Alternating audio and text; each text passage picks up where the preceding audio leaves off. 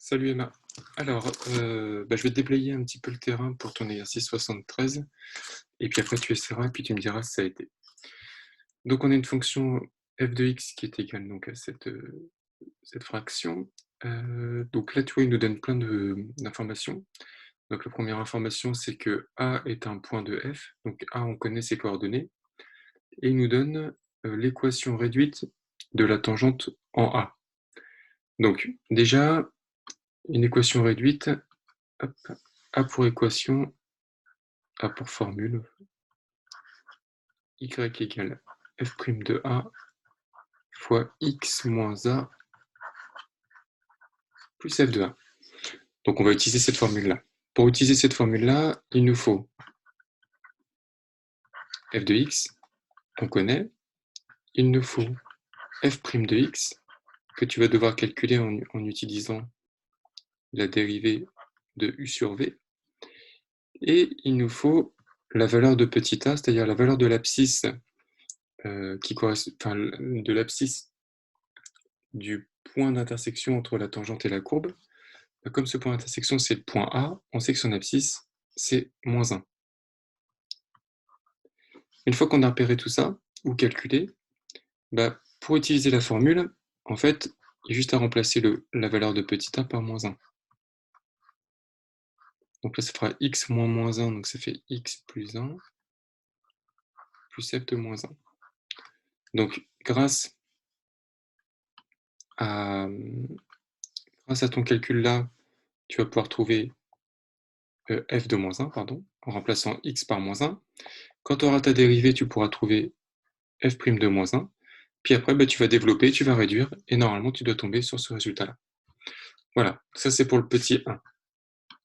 Ensuite, pour le petit 2, là, c'est du calcul. Donc, on sait, en fait, il te demande en gros de calculer donc f de x moins x moins 3,5. Donc, pour calculer ça, tu vas pouvoir remplacer f de x par sa valeur.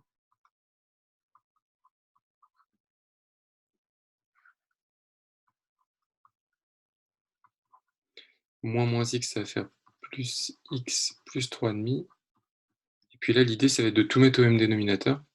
Donc, pour tout mettre au même dénominateur, je pense qu'il faut que tu choisisses un dénominateur qui sera égal à 2 fois x au carré plus 1.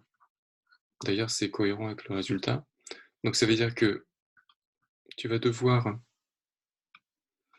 multiplier x carré plus x moins 1 par 2. Le x qui est ici, tu vas devoir le multiplier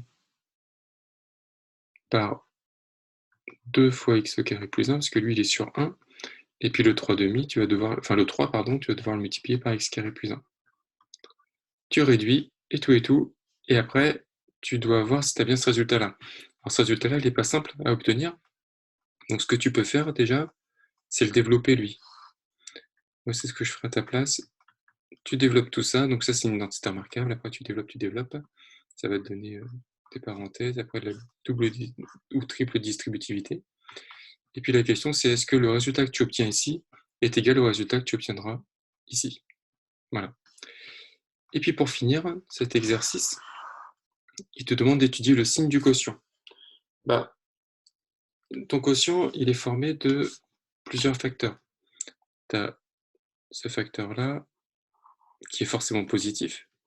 Tu as ce facteur-là, et tu as ce facteur-là, qui est aussi forcément positif. Il n'y a que du truc positif là-dedans, en fait.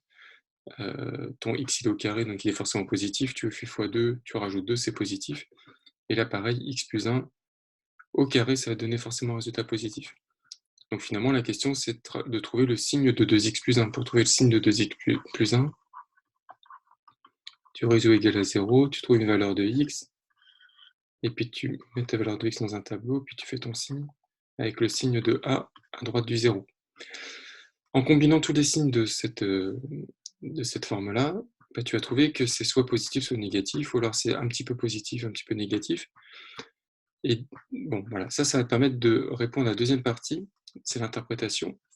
Comme on fait f de x moins y, c'est-à-dire la tangente, Si c'est positif, ça veut dire que la courbe est au-dessus de la tangente que je vais appeler delta. Ah, non, ça s'appelle t, tu me diras. Et si c'est négatif, bah, la courbe est en dessous. Voilà, ça permet d'étudier ce qu'on appelle la position relative entre une courbe et une droite, ou entre deux courbes de temps en temps. Voilà, bah écoute, j'espère que ça va t'aider, et puis si tu as besoin, tu n'hésites pas à demander des précisions. Salut!